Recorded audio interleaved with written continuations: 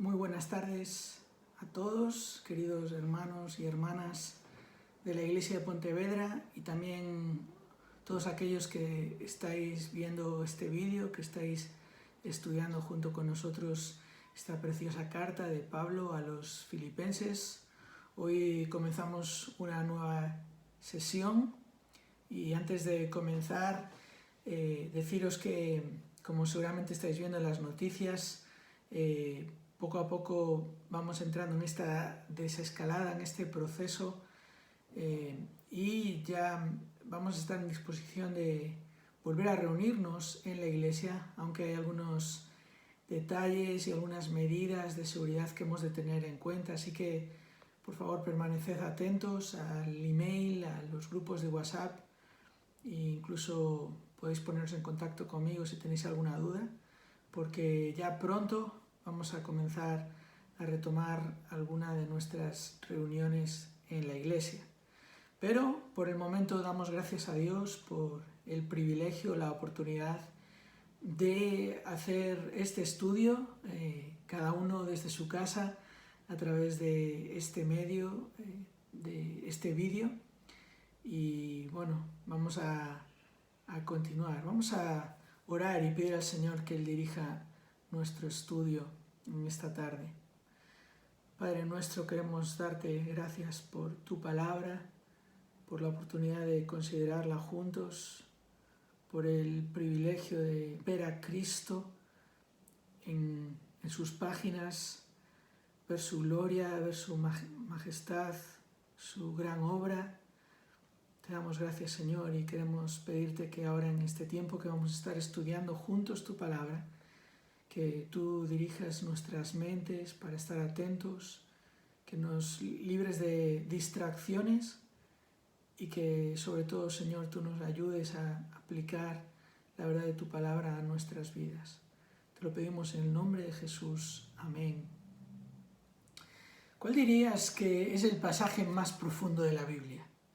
Si pudieras señalar una sección de la Biblia como la más llena de contenido, ¿cuál dirías tú que es? En un sentido, la pregunta no es lícita porque la palabra de Dios es toda profunda y llena de contenido, pero hay secciones, ¿verdad?, que son centrales en cuanto a su mensaje. El relato de la cruz, la carta del apóstol Pablo a los romanos, Isaías 53. ¿Cuál dirías tú que es el pasaje más profundo de la Biblia? Bueno, muchos responderían a esta pregunta apuntando al pasaje que vamos a estudiar hoy, Filipenses capítulo 2 y los versículos del 5 al 11, porque ahí encontramos una descripción de un misterio profundo, la encarnación de Cristo. Ahora, lo sorprendente de este pasaje es que Pablo está usando este profundo misterio como una ilustración para su exhortación anterior. Pablo ha exhortado a los filipenses a ser humildes como Cristo lo fue. Y aunque es un pasaje profundamente teológico, es una ilustración, un ejemplo. Es Cristo Jesús como ejemplo, como estímulo para que los creyentes seamos humildes, sinceramente humildes. Al pensar en Jesús como ejemplo, algunos no lo toman muy en serio porque consideran la perfección de Jesús desde el punto de vista de su naturaleza divina. Es decir, claro, Jesús podía hacer todo lo que hizo porque Él es Dios. Y por supuesto, Él es Dios. Este pasaje nos lo dice siendo en forma de Dios. Y entonces algunos prefieren ejemplos más terrenales, ejemplos de otros personajes bíblicos con los que en teoría es más fácil identificarse. Ahora, esto es un gran error. Y quiero empezar nuestro estudio esta tarde explicando por qué Jesús es el mejor ejemplo para los creyentes. Este pasaje no solo afirma que Cristo Jesús es Dios, también afirma su absoluta humanidad. El versículo 7 dice, tomando forma de siervo, hecho semejante a los hombres. Más adelante explicaremos este versículo con más detalle, pero Jesús vivió una vida completamente humana. Así que la primera razón por la que Jesús es nuestro mejor ejemplo es que Él fue el mejor ser humano que jamás haya existido. Fijaos, por ejemplo, cómo nos lo describe el autor a los Hebreos, en Hebreos capítulo 2, y podemos leer, por ejemplo, a partir del versículo 9. Hebreos 2, 9 dice: pero vemos a aquel que fue hecho un poco menor que los ángeles, a Jesús, coronado de gloria y de honra a causa del padecimiento de la muerte, para que por la gracia de Dios gustase la muerte por todos. Porque convenía a aquel por cuya causa son todas las cosas y por quien todas las cosas subsisten, que habiendo de llevar muchos hijos a la gloria, perfeccionase por aflicciones al autor de la salvación de ellos. Y luego, si leemos un poco más adelante en el versículo 14, se nos dice: así que por cuanto los hijos participaron de carne y sangre, él también participó de lo mismo, para destruir por medio de la muerte al que tenía el imperio de la muerte, esto es, el diablo. Aquí esta expresión del autor a los Hebreos, carne y sangre, es una manera de describir la humanidad, los seres humanos, los hijos de los cuales el autor acaba de decir que Jesús no se avergüenza de llamarlos hermanos. Y dice: él también participó de lo mismo.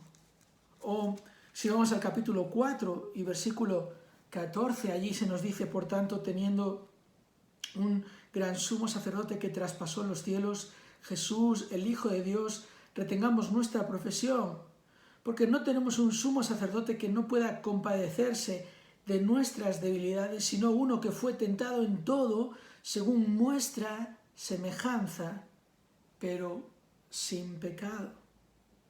A un ejemplo más, si seguimos leyendo en el capítulo 5 y versículo 7. Y Cristo, en los días de su carne, y notad otra vez esta expresión que alude a su humanidad, en los días de su carne, de su humanidad, ofreciendo ruegos y súplicas con gran clamor y lágrimas al que le podía librar de la muerte, fue oído a causa de su temor reverente.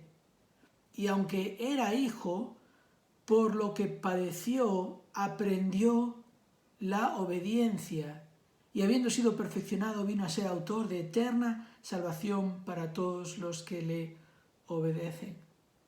¿Qué expresión? El Hijo aprendió la obediencia. Aquel que durante toda la eternidad existía como Dios y nunca había tenido que aprender obediencia ni obedecer porque Él es Dios, aquí le tenemos en este momento en el que Él se encarnó, en el que se hizo hombre, participó de carne y sangre, semejante a nosotros en todo, y aprendió la obediencia. Esa es la primera razón por la que Jesús es nuestro mejor ejemplo. Él fue el mejor ser humano que jamás haya existido. La segunda razón por la que Jesús es nuestro mejor ejemplo es el hecho de que Él mismo nos llamó a imitarle. Jesús fue un modelo para sus discípulos y no tuvo ningún reparo en pedirles que siguieran su ejemplo. Nota, por ejemplo, Mateo capítulo 11, versículo 29. Mateo capítulo 11, versículo 29, Jesús dice ahí a sus discípulos: llevad mi yugo sobre vosotros y aprended de mí, que soy manso y humilde de corazón, y hallaréis descanso para vuestras almas. Otro ejemplo lo encontramos en el Evangelio de Juan y el capítulo 13. Evangelio de Juan, capítulo 13. Ahí el Señor Jesús está con sus discípulos a punto de celebrar la Pascua, la última cena juntos antes de ir a morir a la cruz. Y Jesús ha hecho algo que ha sorprendido a todos sus discípulos, y al llegar Él toma un poco de agua y una toalla y empieza a lavar los pies de sus discípulos, una tarea reservada para el siervo más humilde.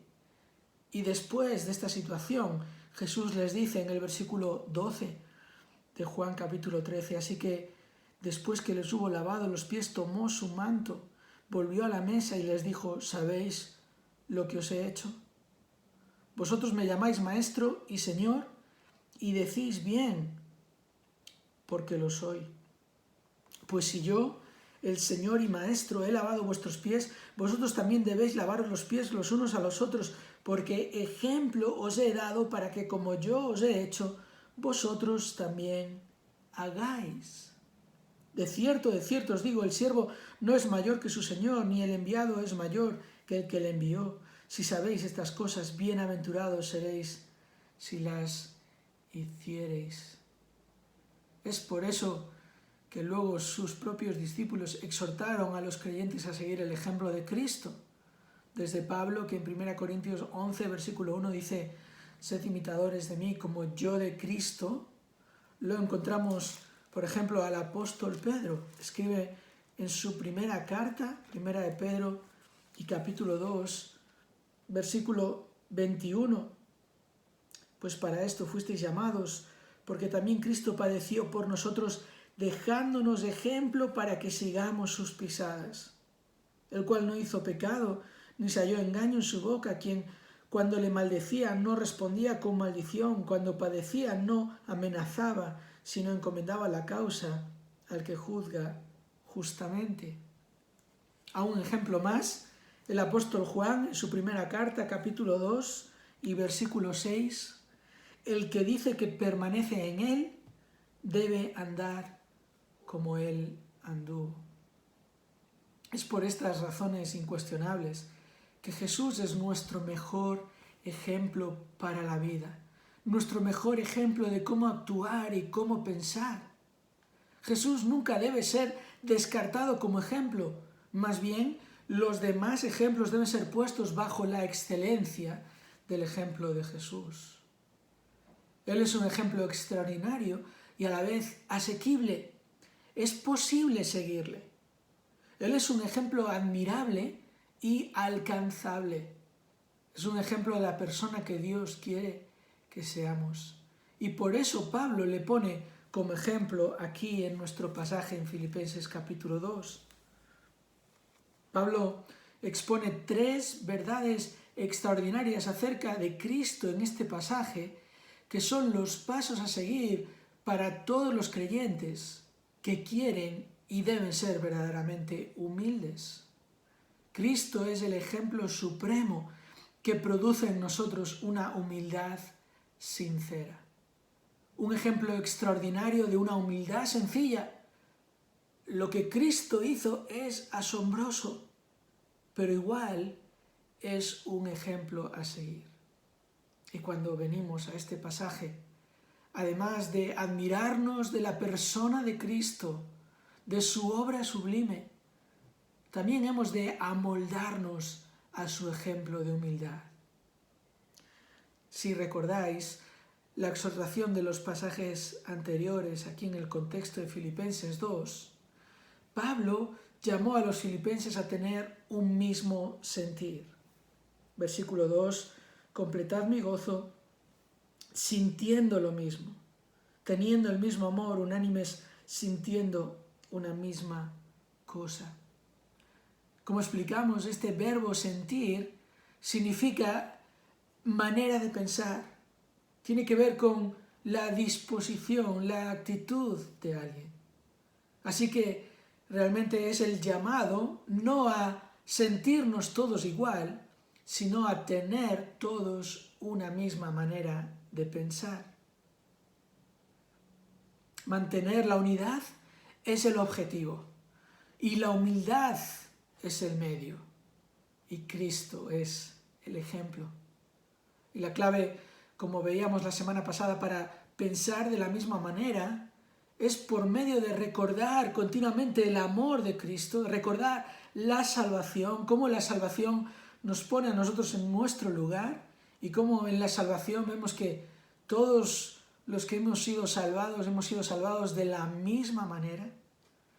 Y también pensamos de la misma manera cuando renunciamos completamente al amor propio. El versículo 3, nada hagáis por contienda o por vanagloria, antes bien, dice aquí el apóstol Pablo, con humildad, estimando cada uno a los demás como superiores a él mismo, no mirando cada uno por lo suyo propio, sino cada cual también por lo de los otros. Ahora, a esta exhortación, Pablo añade un ejemplo, el mayor ejemplo de amor, el mayor ejemplo de uno que puso a los demás como superiores que al mismo. Y este ejemplo supremo es el que nos lleva a una humildad sincera. Así que leamos este extraordinario pasaje y observemos con humildad el ejemplo supremo de Cristo, para que nuestra admiración de Él vaya acompañada de nuestra imitación de Él. Filipenses capítulo 2, versículos del 5 al 11. Dice así: Haya pues en vosotros este sentir que hubo también en Cristo Jesús, el cual, siendo en forma de Dios, no estimó el ser igual a Dios como cosa que aferrarse, sino que se despojó a sí mismo, tomando forma de siervo, hecho semejante a los hombres. Y estando en la condición de hombre, se humilló a sí mismo, haciéndose obediente hasta la muerte y muerte de cruz.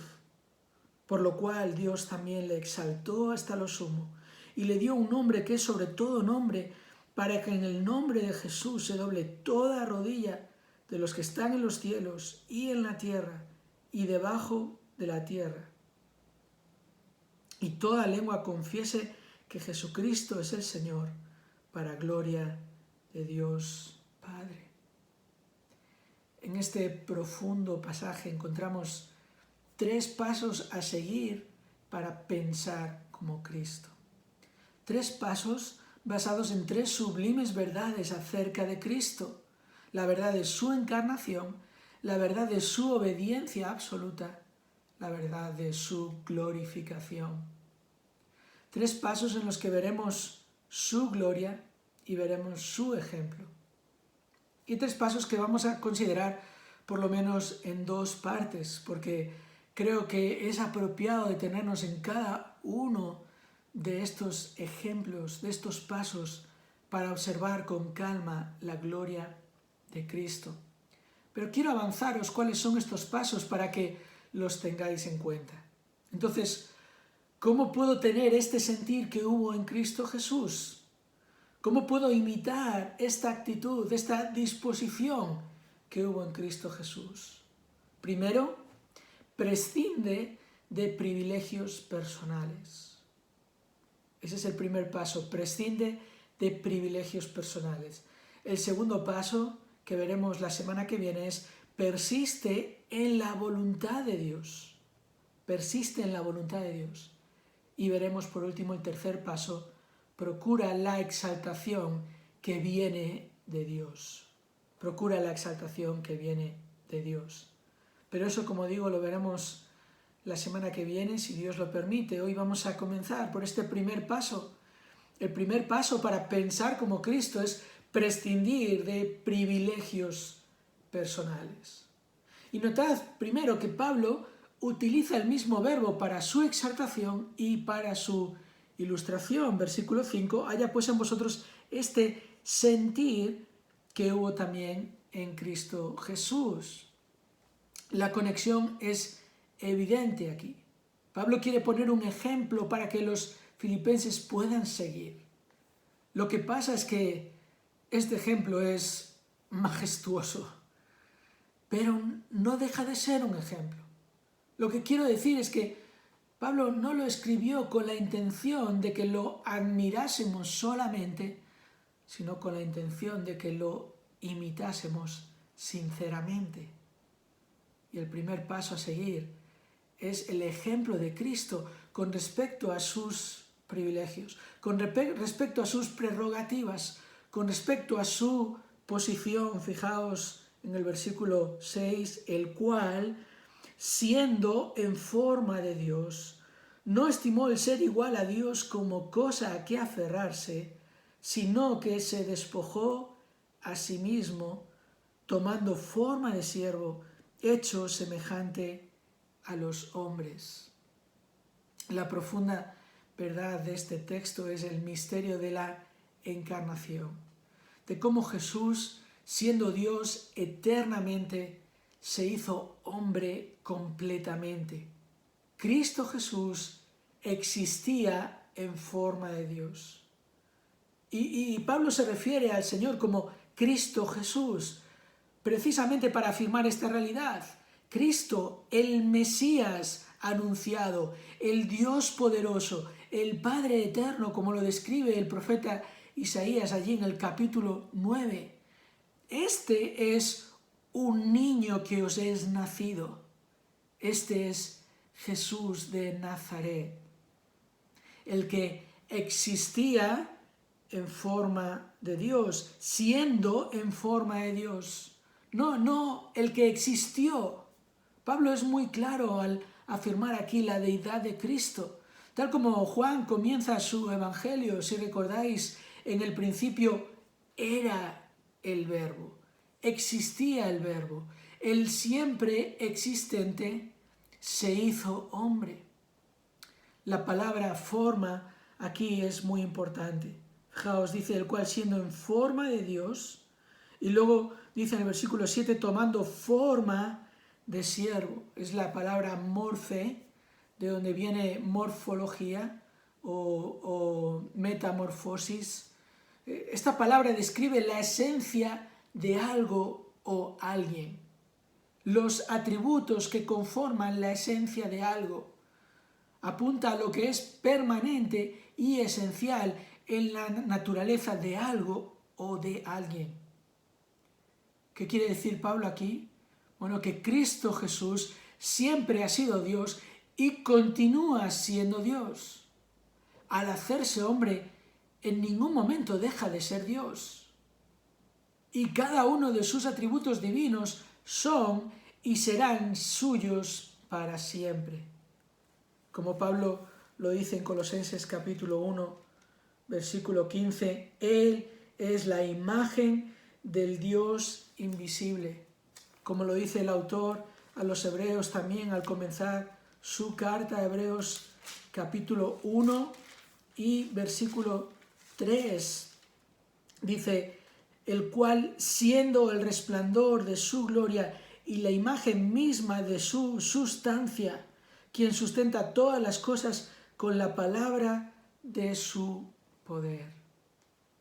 Y este es el misterio, que siendo Dios, se hizo hombre, tomando forma de siervo, misma palabra, para describir su completa humanidad.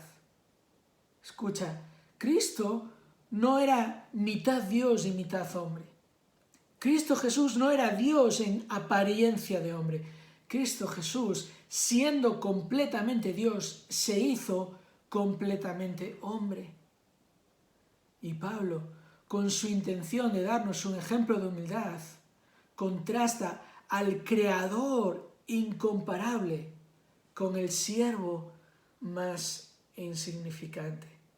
Posiblemente pensando otra vez más en el profeta Isaías, que describió al Mesías como siervo. Isaías capítulo 52 y versículo 13, he aquí que mi siervo será prosperado, será engrandecido y exaltado, será puesto muy en alto. Como se asombraron de ti muchos, de tal manera fue desfigurado de los hombres su parecer y su hermosura más que la de los hijos de los hombres. Así asombrará él a muchas naciones, los reyes cerrarán ante él la boca, porque verán lo que nunca les fue contado e entenderán lo que jamás había oído. Y ahí continúa el capítulo 53 de Isaías, sigue hablando del Mesías, sigue hablando de este siervo, el siervo del Señor. Ahora, la expresión que sin duda ha generado más dificultad a la hora de entender este misterio de la encarnación es lo que Pablo dice a continuación, a principio del versículo 7, el cual, siendo en forma de Dios, no estimó el ser igual a Dios como cosa que aferrarse, sino que se despojó de sí mismo. Este verbo aquí, despojarse, significa vaciarse, lo cual ha llevado a algunos a pensar erróneamente que Cristo dejó de ser Dios para hacerse hombre, que Cristo abandonó la esencia de Dios. Pero tenemos dos sólidos argumentos para explicar que esto no es lo que Pablo está diciendo aquí. Primero tenemos un argumento ontológico, eso quiere decir el argumento de la esencia de Dios, por el cual es imposible afirmar que Dios puede dejar de ser Dios. Este es el argumento ontológico. Dios no cambia, es uno de sus atributos esenciales. Lo que Dios es lo que Él siempre es. Y veréis, hermanos y hermanas, esto es lo mismo en cuanto a la esencia del ser humano, la forma del ser humano. Os pongo una sencilla ilustración. Además, Pablo utiliza luego aquí otra palabra en el versículo 8, estando en la condición de hombre. Son dos palabras similares y a veces se traducen de la misma manera. De hecho, la Biblia de las Américas traduce aquí el versículo 8 como estando en forma de Dios. Pero es una palabra diferente, similar. Y esa palabra condición apunta más a la apariencia exterior. Pero aquí Pablo no está diciendo que Jesús es Dios con una apariencia humana, sino que Él tiene la forma de Dios. Y os pongo esta ilustración. Yo soy un hombre, es lo que soy, es lo que he sido desde el vientre de mi madre. En esencia soy un hombre. Dentro de la naturaleza del ser humano, yo soy un hombre. Sin embargo, mi condición no siempre ha sido la misma. Hubo una época en la que mi condición era de ser un feto en el vientre de mi madre. Luego la condición de un bebé, y luego la condición de un niño, y luego viene la condición de un adulto, y luego vendrá la condición de un anciano, aunque algunos igual ya pensáis que me estoy acercando por el color de mi barba. Pero esa es la realidad. En esencia, soy un hombre y siempre he sido un hombre y siempre seré un hombre. Esa esencia no cambia.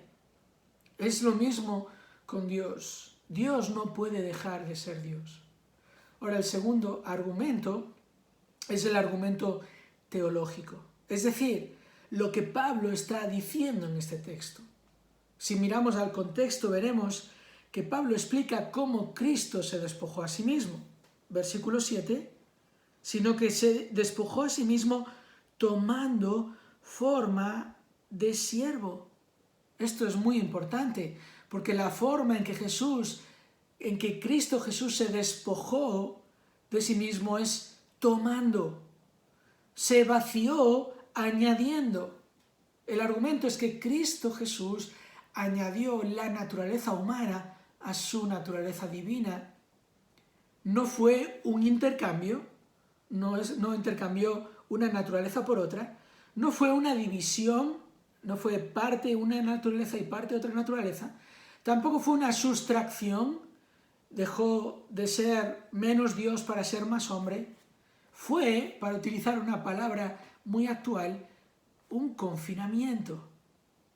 Dios se confinó a sí mismo en la limitación del ser humano. Cristo Jesús puso a un lado sus atributos divinos, el uso de sus privilegios, de sus prerrogativas divinas, para vivir humanamente. Dios no puede dejar de ser quien es, pero pudo dejar de actuar como Dios durante el tiempo de su vida en la tierra. ¿Y cómo? Pues renunciando a sus privilegios divinos.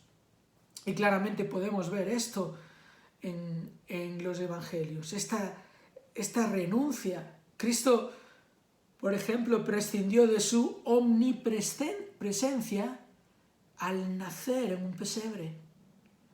Cuando estaba en el pesebre no estaba en otro lugar.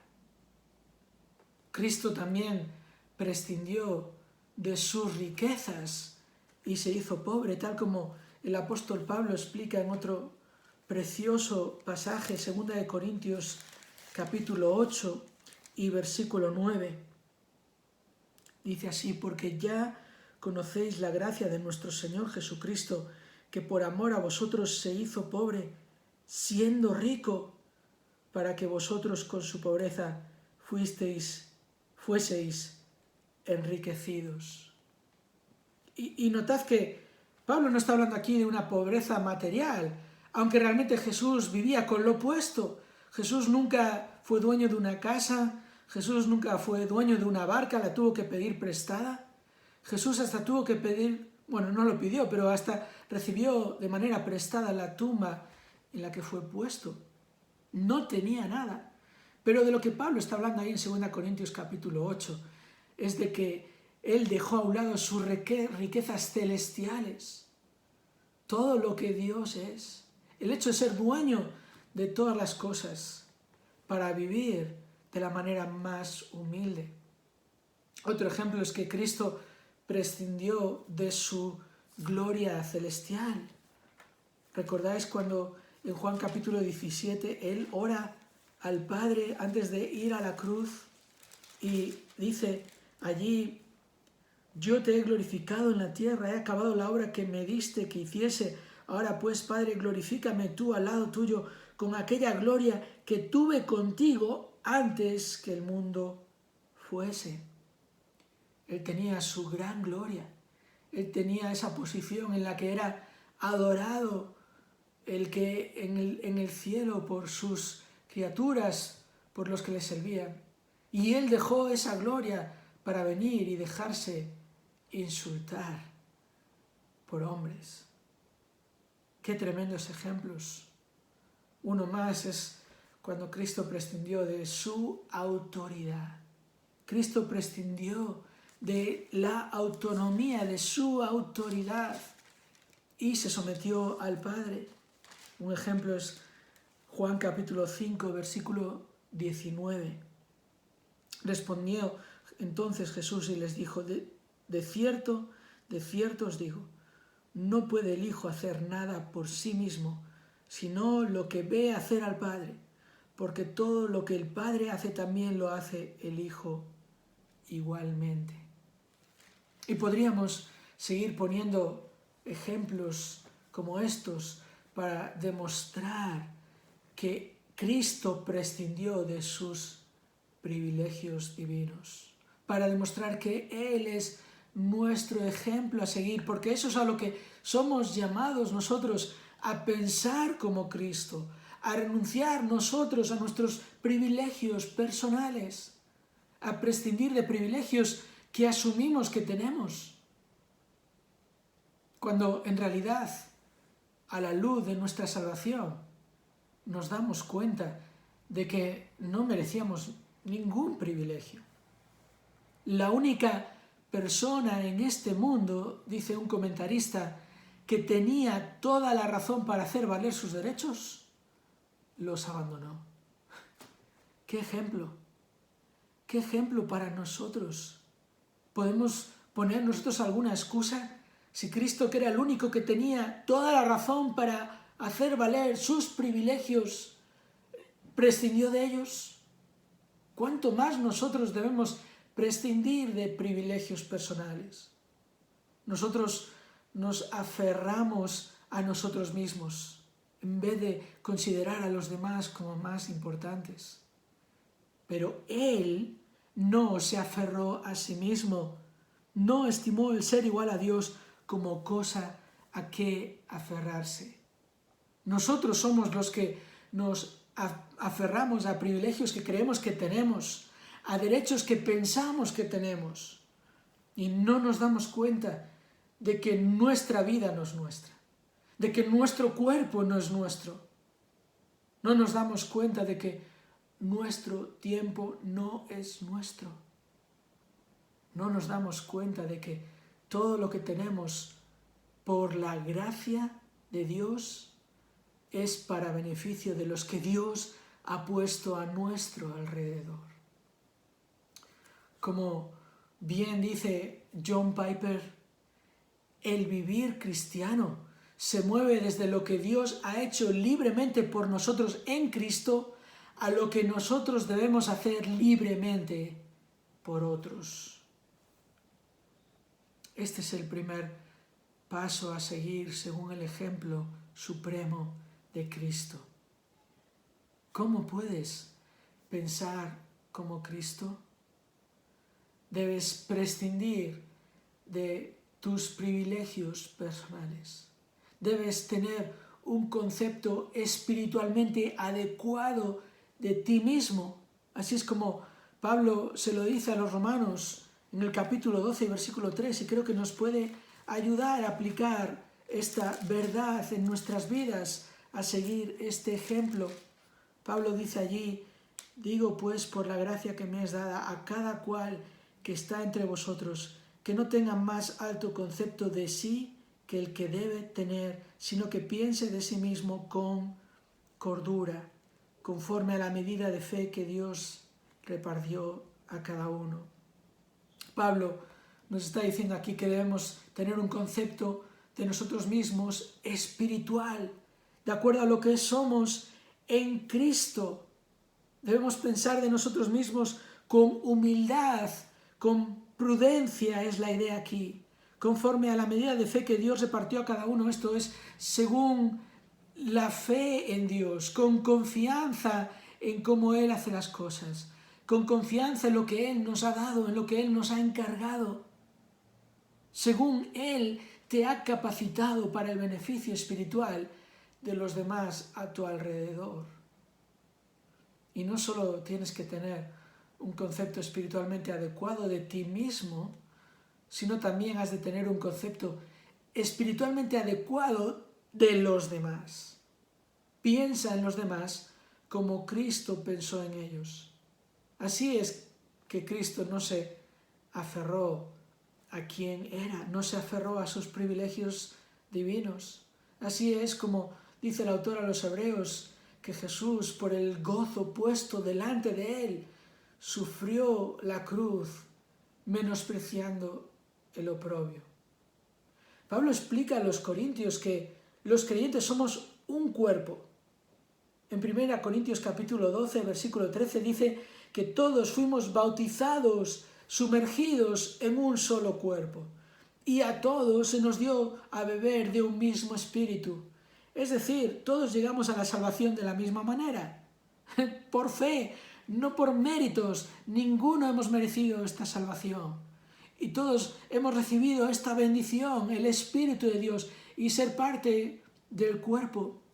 Y más adelante ahí en 1 Corintios capítulo 12, Pablo dice, a fin de que en el cuerpo no haya división, sino que los miembros tengan el mismo cuidado unos por otros. Y si un miembro sufre, todos los miembros sufren con él.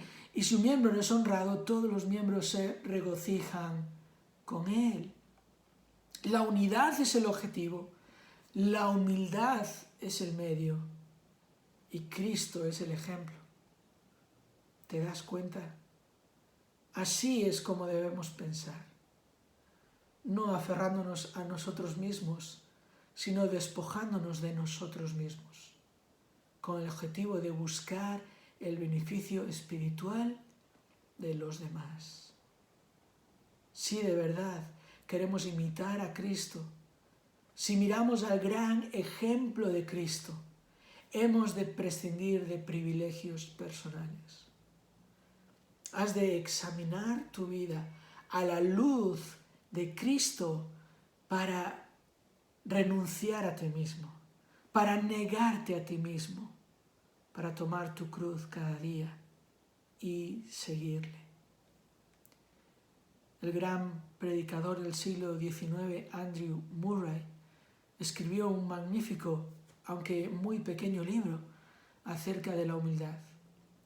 Y una de las cosas que dice en este libro es la siguiente: no es hasta que los cristianos estudian la humildad de Jesús como la verdadera esencia de su redención, como la verdadera esencia de su relación con el Padre, como la verdadera esencia de su vida, que la terrible falta de humildad actual se convertirá en una carga, y así nuestra religión ordinaria será puesta a un lado para que la mayor de sus virtudes sea una realidad dentro de nosotros. Ese es el reto, mis queridos hermanos y hermanas, y todos los que estáis escuchando. Estudiar la humildad de Jesús. Su humildad en su relación con el Padre. El texto nos lo dice, obediente hasta la muerte, y lo veremos la semana que viene. En su relación con los suyos, con aquellos a los que vino a buscar, prescindiendo de sus privilegios, como acabamos de ver. El reto es tener un concepto adecuado de uno mismo y tener un concepto adecuado de los demás. Todo esto a la luz de un concepto elevado de Cristo. En una ocasión, cuando sus discípulos estaban discutiendo quién de ellos era el mayor, Jesús les hizo esta pregunta: ¿cuál es el mayor? ¿El que se sienta a la mesa o el que sirve? ¿No es el que se sienta a la mesa? Mas yo estoy entre vosotros como el que sirve. Esto es Lucas capítulo 22 y versículo 27, y este es el ejemplo de Cristo. El que no vino para ser servido, el que no vino para sentarse a la mesa y que le sirvieran, sino que vino para servir y dar su vida en rescate por muchos. Sigamos su ejemplo. Prescindamos de privilegios personales. Despojémonos de nosotros mismos y sirvamos a los demás con nuestros dones, con nuestro cuerpo, con nuestro tiempo, con nuestras vidas, hasta el día que ya no tengamos que contemplar a Cristo por fe. Que el Señor bendiga su palabra, hermanos y hermanas. Y quisiera ahora invitaros a que, si estáis ahí escuchando junto con otras personas o si estáis solos, que toméis un tiempo para orar, para que una vez más demos gracias a Dios por su salvación inmerecida, aun por cómo está proveyendo para nosotros en estos días de dificultad. También por cómo el Señor nos está protegiendo. Seamos agradecidos. Oremos también por la edificación de nuestra iglesia, la edificación espiritual de los creyentes. Oremos que el Señor realmente nos haga ser más humildes, que al ver este ejemplo tan majestuoso de Cristo, podamos imitarle, podamos renunciar a privilegios personales. Y también oremos unos por otros, intercedamos por las demás personas. Usemos el boletín para orar por aquellos que están enfermos, por aquellos también que están sirviendo al Señor, proclamando a Cristo. Y oremos también por los trabajadores que están más expuestos a la realidad de este virus. Y también añadiría y os pediría que oréis por nosotros, por los ancianos, para que el Señor nos dé sabiduría ahora al dirigir, el retomar nuestras reuniones. Hemos de tener mucho cuidado, hemos de ser prudentes. Ya estamos viendo cómo ante la realidad de la fase 1 algunas personas están abusando y nosotros hemos de ser ejemplo. Así que os agradeceríamos que oréis por nosotros y pronto os seguiremos informando en cuanto a lo que vamos a hacer. Y pronto, si el Señor lo permite, volveremos a vernos. Hasta ese día, o por lo menos hasta el miércoles que viene, que el Señor os bendiga y a Él sea toda la gloria, a nuestro Señor Jesucristo.